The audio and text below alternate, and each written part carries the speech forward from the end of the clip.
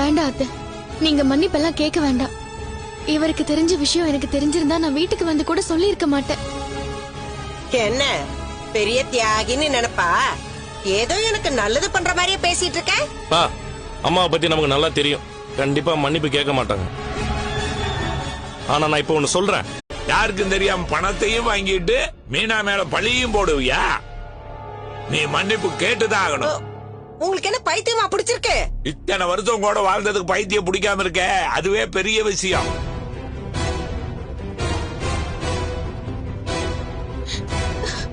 இத பாருங்க, பா, அப்படின்னா இந்த குடும்பத்துல இருக்கிற எல்லாம் நல்லவனாப்பா?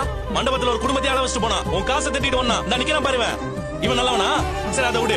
அம்மா கிட்ட இருந்த மீனாவோட நகை எப்படி கவனியா மாறுச்சு? யார் மாத்தினா? அம்மா இவனை சேர்ந்தான மாத்தினாங்க. அது திருட்டு புத்தி இல்லையா? அப்ப இந்த குடும்பத்தை என்ன சொல்றது? ஆண்டி, மீனா தினமும் பூ கொடுக்க தானே அந்த வீட்டுக்கு போறாங்க. அதுக்காக அவங்க மேல இப்படி ஒரு பழைய